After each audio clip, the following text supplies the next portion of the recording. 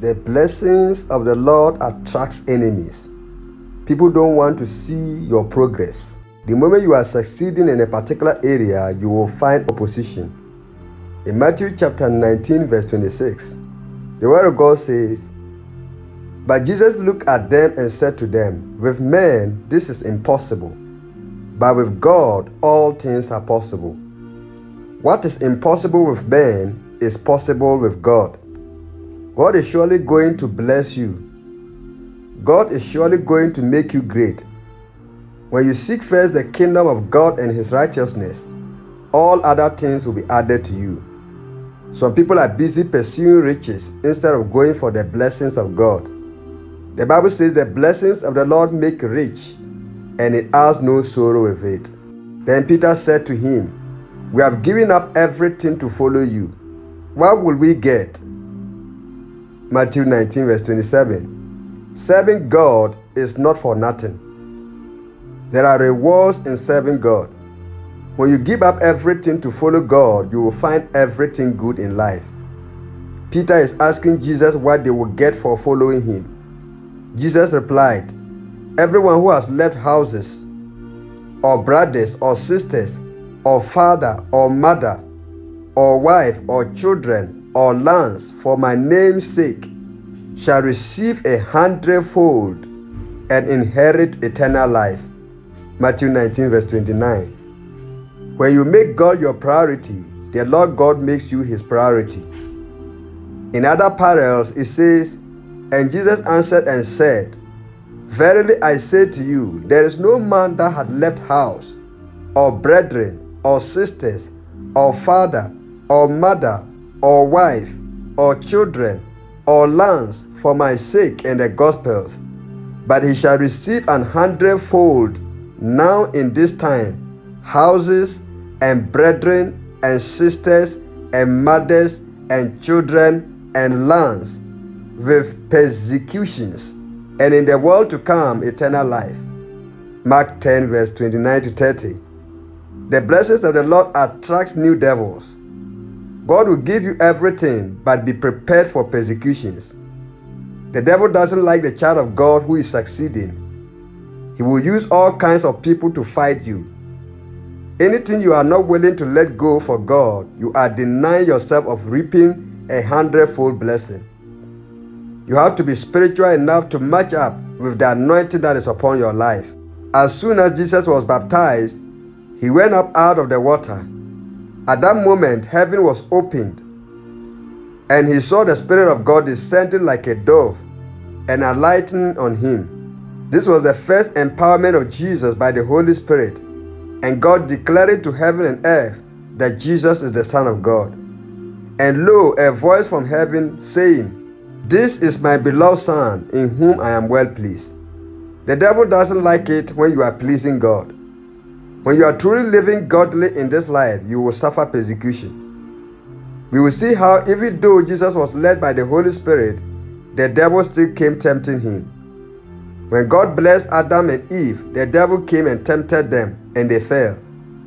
What Adam and Eve didn't know was that every new promotion comes with new responsibilities and new oppositions. Jesus fought the devil and won because of his obedience to the word of God. The Bible says, "And having spoiled principalities and powers, He made a show of them openly, triumphing over them in it." Colossians 2 verse 15.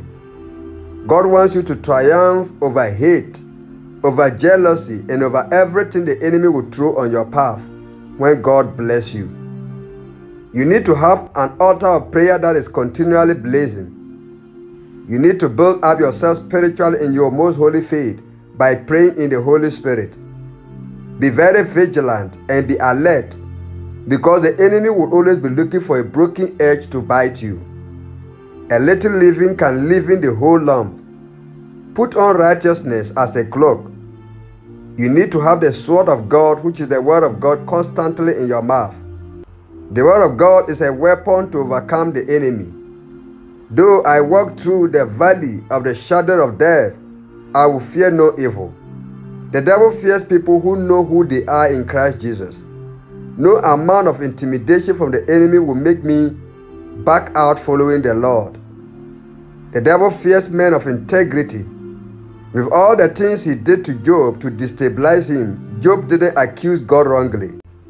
God might kill me, but I have no other hope. I am going to argue my case with him. The devil fears persistent and resistant people.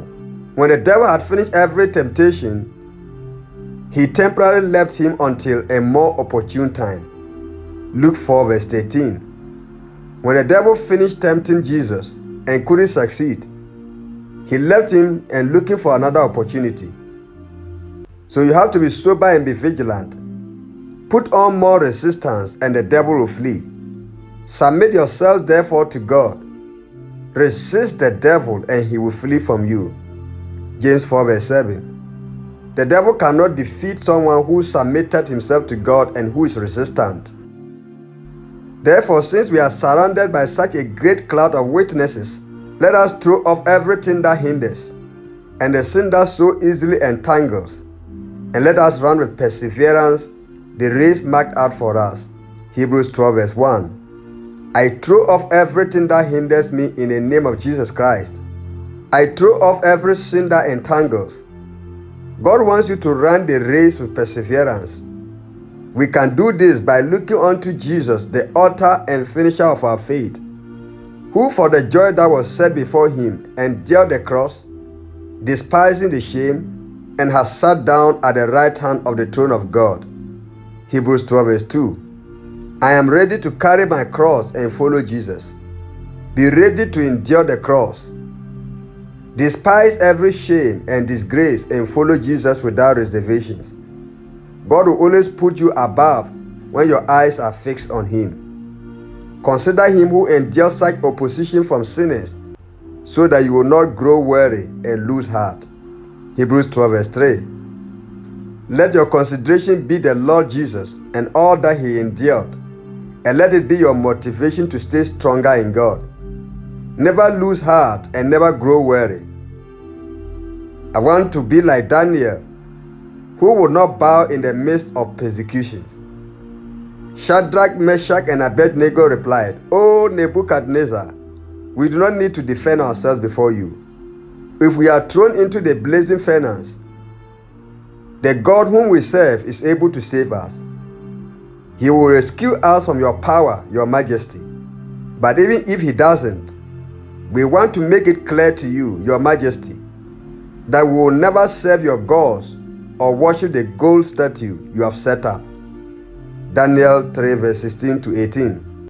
I am not ignorant of the devices of the devil.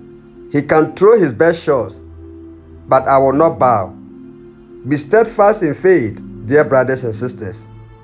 We will do everything possible to attain perfection in Christ by the grace of God. We know that through Christ we shall be victorious, and he will put our enemies under our feet. I have set the Lord always before me, because he is at my right hand. I shall not be moved. You will show me the path of life. In your presence is fullness of joy. At your right hand are pleasures forevermore. God will manifest his glory in your life. For your shame you shall have double promotion. God will bring you peace that surpasses all understanding. The devil has lost it over and over again. If the Lord had not been on our side when people attacked us, they would have swallowed us alive when their anger fled against us. The flood would have engulfed us. The torrent would have swept over us. The raging waters would have swept us away. Praise be to the Lord, who has not let us be torn by their teeth. We have escaped like a bird from the foulest snare, and the snare is broken, and we have escaped. You will overcome every situation that presents itself to you in Jesus' name. What shall we say about such wonderful things as these? If God is for us, who can ever be against us? Since he did not spare his own son, but gave him up for us all, won't he also give us everything else? Who dares accuse us when God has chosen for his own? No one, for God himself has given us right standing with himself. Who then will condemn us? No one, for Christ Jesus died for us and was raised to life for us. and he is sitting in the place of honor at God's right hand, pleading for us. Can anything ever separate us from Christ's love? Does it mean he no longer loves us if we have trouble or calamity, or are persecuted, or hungry, or destitute, or in danger, or threatened with death? As the scriptures say, for your sake we are killed every day. We are being slaughtered like sheep. No, despite all these things, overwhelming victory is ours through Christ who loved us. And I am convinced that nothing can ever separate us from God's love. Neither death nor life, neither angels nor demons, neither our fears for today nor our worries about tomorrow. Not even the powers of hell can separate us from God's love. No power in the sky above or in the earth below. Indeed, nothing in all creation will be able to separate us from the love of God that is revealed in Christ Jesus our Lord. I pray for grace to overcome the devil in Jesus' name. May God increase and strengthen your faith in Jesus' name. Amen.